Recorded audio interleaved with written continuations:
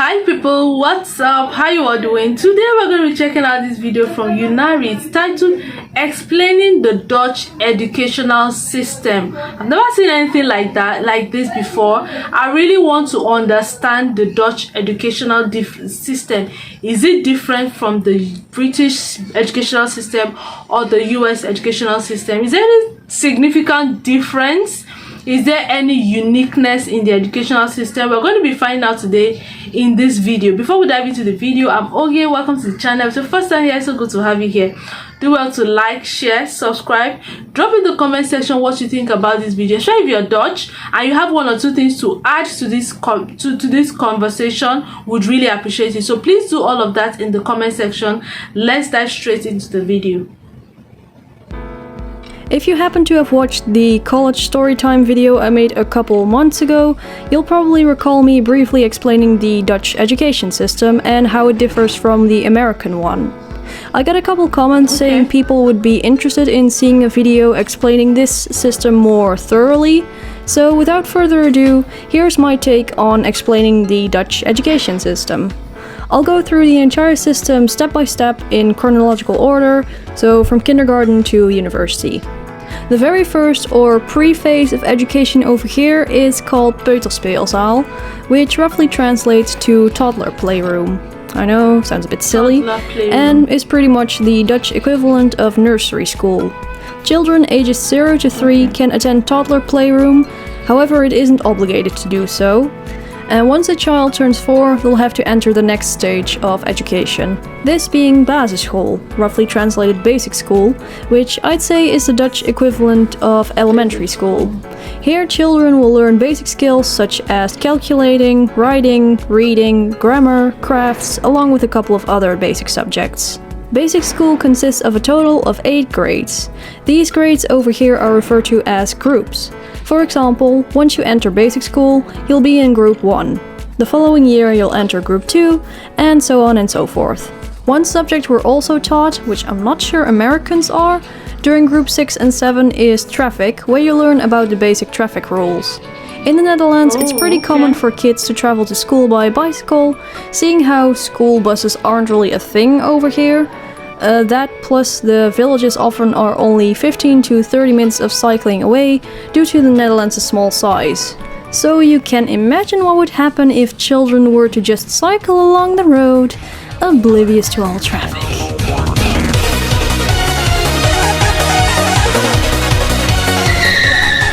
think that's a good thing. Near the end of group 7, everyone is obligated to take a cycling exam, where you have to cycle a certain route through town while paying attention to all kinds of traffic boards. Once you pass the exam, you receive your long-awaited cycling diploma and immediately shrug off all rules you ever learned. High school students. Besides that, you're also obligated to take the CITO test near the end of group 8. The result of this particular test, along with your overall performance during basic school, will determine what level of secondary education you'll be following. By this point, you'll be 12 years old. So this is where things might get a bit complicated. At age 12, you'll enter voortgezet onderwijs, roughly translated continued education, which is the Dutch equivalent to American middle and high school. The thing about continued education is that there's different difficulties of high school to choose from after leaving basic school. This is where the CITO test comes into play. Depending on the advice you were given in group 8, you have several options. VWO, which is a rough acronym for preparing scientific education. This is the highest possible difficulty of continued education you can possibly follow, and will take a total of 6 years to complete. VWO prepares its students for WO, which is similar to American university and thus contains the largest amount of theory matter in terms of subjects. HAVO, a rough acronym for Higher General Continued Education. This is the second to highest possible difficulty you can follow and will take 5 years to complete. Whereas VWO often deeply delves into particular subject matter, HAVO tends to cover the more general side of things, plus VWO also tends to have stricter grading methods compared to HAVO. When attending this difficulty, you'll be prepared for something called HBO, the Dutch equivalent of American college. MAVO, roughly translated Secondary General Continued Education. MAVO will take you 4 years to complete and prepares you for MBO. In terms of difficulty, there's quite a gap between MAVO and HAVO, or at least that's what I've heard. VMBO, which is a rough acronym for Preparing Secondary Job Education, which comes in 4 different routes. Each of these routes takes 4 years to complete. These include VMBO-TL, the TL standing for Theoretic Education, which actually is just a different name for MAVO. However, due to the negative connotation VMBO tends to have over here, due to it being the lowest level of secondary education, they decided to change its name to MAVO. VMBO-GL, the GL standing for Mixed Education, which is pretty much equal to MAVO, except GL adds a job-specific subject, making GL a mix between practical and theoretic subjects. VMBO-KB, KB standing for Job Framework, which mainly focuses on practical subjects rather than theory-based ones. Students here learn skills by doing rather than studying. VMBO-BB, BB standing for Job Basics, which is pretty similar to KB, except the amount of study load is a lot less. Both KB and BB are there to prepare students for handicraft and other sorts of craftsmanship. Practical education, students who are unable to obtain a VMBO diploma but still wish to enter the job market can be enrolled in practical education. Last but not least, there's also a route called LWOO, which acronym roughly translates to Assisted Learning Education. This route is meant for VMBO students who either struggle a lot with basic subjects like calculation, grammar, reading comprehension, etc., or have severe social emotional problems. Alright, so that's all of them, I think. There probably are some more exceptions that I glanced over, but these ones mentioned are the major ones. I could go into detail how each route works, but I'd rather keep this video under 2 hours, so... Anyway, once you've completed any of the previously mentioned routes, you most likely will enter a certain difficulty of college. This difficulty will of course be dependent on what difficulty you completed high school at. We'll start with MBO. As I mentioned earlier, MBO is a type of college you can attend after you've completed MAVO. MBO is categorized in 4 levels: MBO Level 1, Level 2, Level 3, and Level 4, and takes a total of 3 or 4 years to complete. With each level, the amount of independent work activity increases, meaning at Level 1 you're an assistant, while at Level 4 you're capable of performing specialized tasks. The minimum requirement to enter Levels 2 to 4 is that you either have a VMBO or MAVO diploma. You're only capable of progressing to the next tier of college-like education if you complete MBO Level 4. From here you have the option to progress to HBO or enter the job market with an MBO Level 4 diploma, which is somewhat equivalent to an American associate's degree. HBO can roughly be translated to Higher Job Education, which is the follow-up to HAVO and takes 4 years to complete. Though of course, graduated HAVO students also have the option to choose MBO if they wish so for. HBO together with WO form the university section of education in the Netherlands. The main difference between the two though is that HBO focuses more on understanding how things happen and applying acquired knowledge with more supervision, while WO is more focused on why things happen and is more research orientated with less supervision. Though in reality the amount of supervision within HBO is also pretty much non-existent. Watch my college video.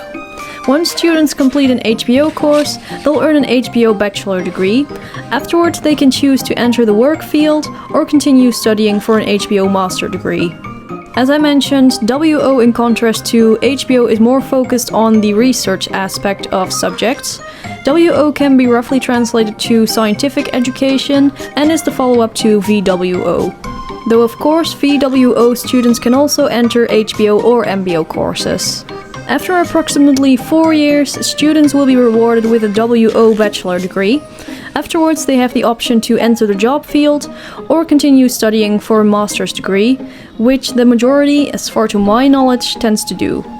Alright, so that's pretty much it for the Dutch education system.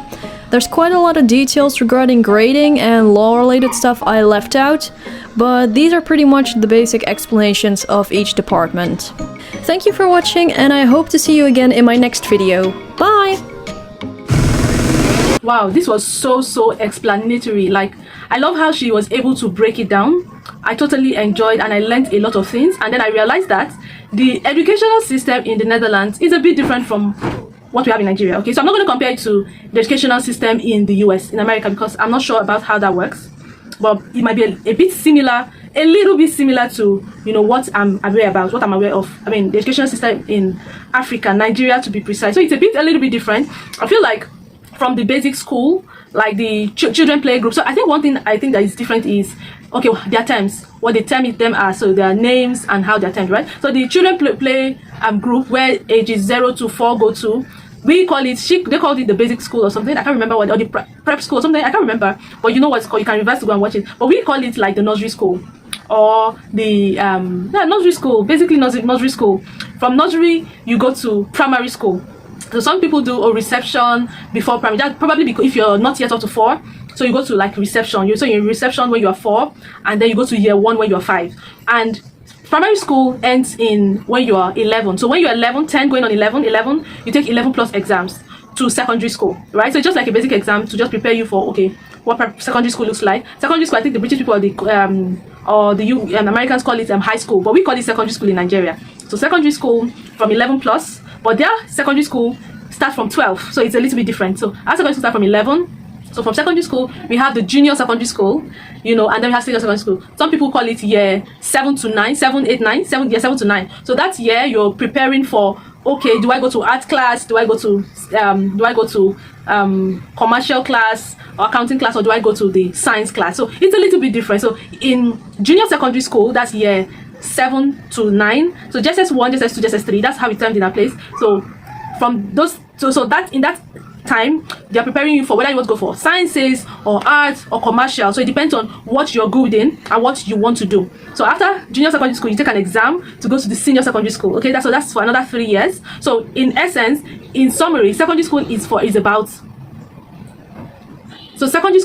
6 years. So after secondary school, we write the joint admission matriculation board exams. Then you prepare for university. So university in the US, they call it college. US and UK, they call it college, right? So you remember that JSS1 to SS3, you're preparing for the, so now I'm explaining our own educational system, breaking it down for you guys. So after that, so while you're in SS1 to SS3, you are preparing either in sciences, of course, arts and commercial. So whatever field you're good in, you take the JAMB. So it's called JAMB, Joint Admission Matriculation Board Exam. So that JAMB is what now admits you to a university. So when you pass your JAMB score, so JAMB is about 400, over 400. So I think the pass mark is 200. But I think for sciences, it depends on now the university. Some university might say, oh, the pass mark for JAMB for sciences is 260. Pass mark for JAMB is 300. While some arts courses can say, okay, pass mark for JAMB is 200. Basic, some 210 and all of that, but the pass mark for JAMB is 200. So with 200, you should be able to gain admission to the university. So when you pass that, there is still post JAMB. Okay, so now you are in the university.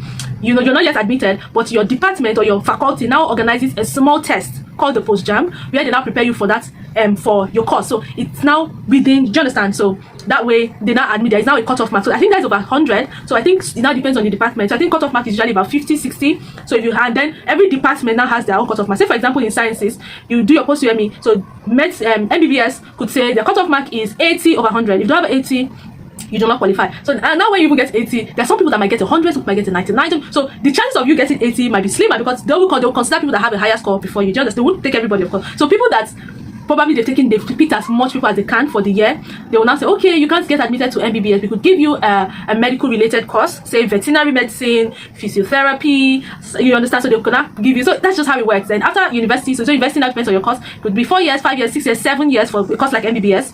Then you go for your master's. Master's here is about 1 year, or yeah, 2 years. So yeah, after your master's, you could go ahead to, you know, qualify for PhD or whatever you want to progress to. So that's how so it's a little bit different. So I can't really say for the US and the UK because it's a bit different. So let me know what you guys think about the Dutch educational system. If you're British, what's the British educational system? You could just break it down a little bit, just like summarize it, and you could tell us like a comparison. If you've lived in both countries, you've studied in both countries, or you know, just let's know what the comparison and the similarities will be, just to bring some sort of clarity to us. Okay, thank you for watching to this part of the video. I hope you enjoyed it. Do have to like, share, subscribe, turn your post notification bell.